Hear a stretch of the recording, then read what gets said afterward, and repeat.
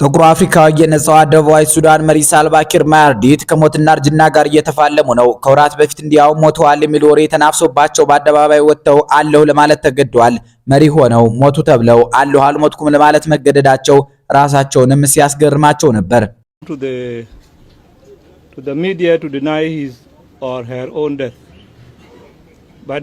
የባለ ባርኔጣው የባለ ምርኩዙ አፍሪካዊ መሪ ሳልቫኪር ማያርዲት እርጅና አፍ አውጥቶ ከተናገረባቸው መድረኮች አንዱ ባለፈው ዓመት የኢትዮጵያ ጳጉሜን ወር ጉባ ላይ የኢትዮጵያ ህዳሴ ግድብ የተመረቀበት ነው።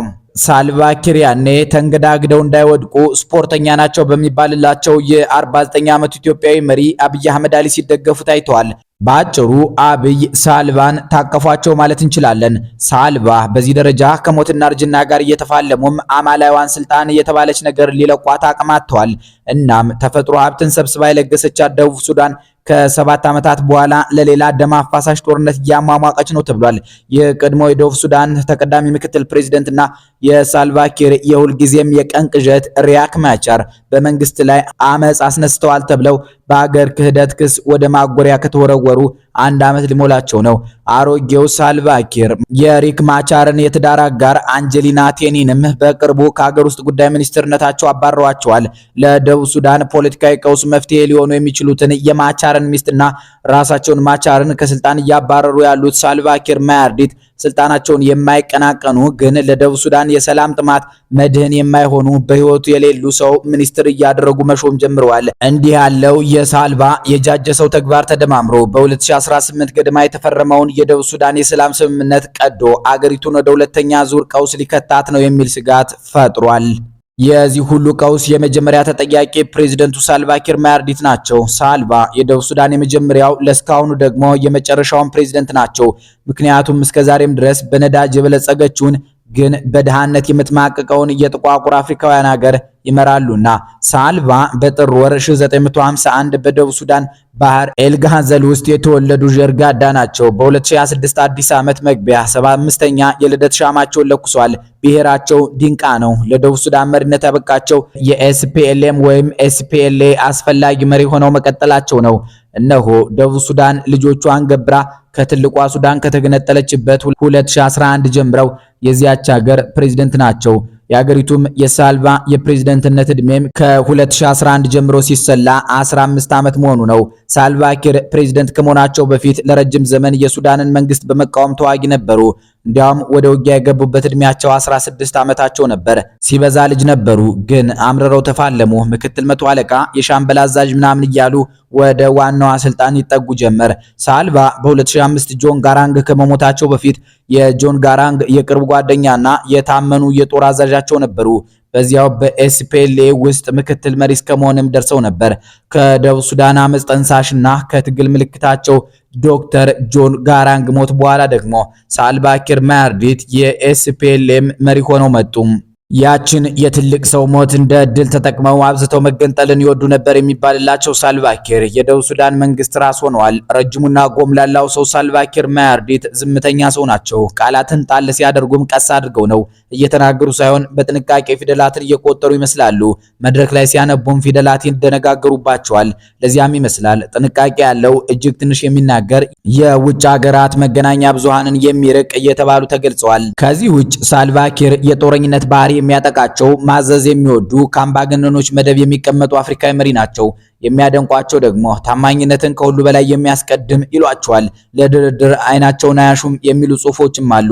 የሳልቫኪር ማያርዲት አባት የከብት እረኛ ነበሩ ተብሏል። ባህላዊ ህይወት ይኖሩ ነበር። የደቡብ ሱዳኑ ቁጥር 1 ሰው ባለትዳር ናቸው። ቁጥራቸው በይፋ የማይታወቅ ብዙ ልጆች ፈልፍለዋል። ግን ቤተሰቦቻቸውን ደም ከሚቀዳበት የደቡብ ሱዳን ፖለቲካና መገናኛ ብዙሃን አርቀው ለማቆየት ይሞክራሉ። በአጭሩ ሳልቫኪር ማያርዲት እጅግ የተዘጋ የግል ህይወት ያላቸው የደቡብ ሱዳን አድራጊ ፈጣሪ ሰው ናቸው። ሳልቫኪር ማያርዲት መደበኛ የኮሌጅ ወይም የዩኒቨርሲቲ ትምህርት አልጨረሱም። ለእሳቸው ትምህርት ማለት የጦር ስልጠና ነው። በጦር ሜዳ ልምድ ማለትም ፊልድ ኤክስፔሪየንስ ግን የተቀናጁ መሪ ናቸው ይባላሉ። ሳልቫ ክርስቲያን ናቸው። የሮማን ካቶሊክ ቤተክርስቲያን አስተምህሮን ይቀበላሉ። ቫቲካን ሁላ ሄደው ነበር። በአደባባይ ያችን ጥቁርና ለሳቸው ብቻ የተፈጠረች የምትመስል ባርኔጣ ያወለቋት ቫቲካን ሄደው አባ ፍራንሲስ ዘንድ ሲቀርቡ ነው ተብሏል። ከዚያ በስተቀር ባርኔጣዋ አትለያቸውም። ሳልቫ በእግዚአብሔር መኖር ከልባቸው ቢያምኑም ሃይማኖታቸውን በፖለቲካ ውስጥ አይዋሱትም። ግን በንግግሮቻቸው ውስጥ እግዚአብሔርን በብዛት ይጣራሉ። ቤተክርስቲያንንም እንደ አንድ የሰላም አካል ይመለከታሉ። የሳልቫ ኪር ደጋፊዎች ሰውየውን የነጻነት ፋና ወጊ ይሏቸዋል። አገር መመስረት የቻለ መሪ እያሉም ቃላት ይደረድሩላቸዋል። ተቃዋሚዎቻቸው ደግሞ ከጦር መሪነት ያለፈ ችሎታ የሌለው ዲሞክራሲ የማይገባው እንደ ጆን ጋራንግ ያለ ባለመጡቅ አእምሮ ሰው የፈጠረውን ትግል ጠልፎ ደቡብ ሱዳንን ወደማያባራ ግጭት የከተተ እያሉ ይተቿቸዋል።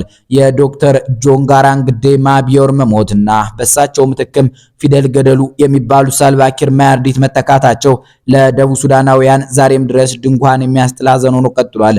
ጆን ጋራንግ ዴማ ቢዮር የደቡብ ሱዳን ነጻነት ትግል መሪ፣ የዚህ ሁሉ አስተሳሰብ ፈጣሪና የኤስፒኤልኤም ወይም ኤስፒኤልኤ መስራች ነበሩ። ብዙዎች እንዲያውም የደቡብ ሱዳን አባት ብለው የሚጠሯቸው እሳቸውን ነው። ጆን ጋራንግ እንደ ሳልቫ ኪር ማያርዲት አገር ገንጥሎ የመሮጥ ህልም አልነበራቸውም ይባላል። ከዚያ ይልቅ ትልቋን ሱዳን የማደስ ሐሳብ ዘልቋቸዋል። ጋራንግ ኒው ሱዳን የሚሏት ሀገር እኩልነትና ፌዴራሊዝም ያለባት፣ ሃይማኖትና መንግስት የተለያዩባት ከሆነች በቂያቸው ነበረች። የደቡብ ሱዳን ነጻነት የሚለው ሐሳብ የነ ሳልቫ ኪር ማያርዲት ነው። ጆን ጋራንግ ህልማቸውን በዲፕሎማሲ ሊያሳኩ ሲፈልጉ፣ ሳልቫ ኪር ግን የጦር ኃይል ማዝመት ይቀናቸው ነበር። በዚህም ምክንያት ብዙዎች ጋራንግ በህይወት ቢቆይ ደቡብ ሱዳን ዛሬ ሌላ መልክ ይኖራት ነበር ሲሉ ይደመጣሉ። ጆን ጋራንግ ከ21 ዓመታት በፊት በ2005 በዩጋንዳ ፕሬዝዳንት ሄሊኮፕተር ተሳፍረው እየበረሩ ሳለ ተከስክሰው አርፏል። አንዳንድ ሰዎች ተገድለዋል ብንል ይሻላል ይላሉ። የመንግስታት ይፋዊ መግለጫ የደቡብ ሱዳናውያን የአይን ብሌን ጆን ጋራንግ በአየር ሁኔታና ቴክኒካዊ ችግር ምክንያት የሚጓዙበት ሄሊኮፕተር ስለተከሰከሰ ሞቱ የሚል ነው። ይህን መከራከሪያ ግን ብዙዎች አያምኑበትም። እናም የካርቱም መንግስት እጅ አለበት የሚሉም አሉ።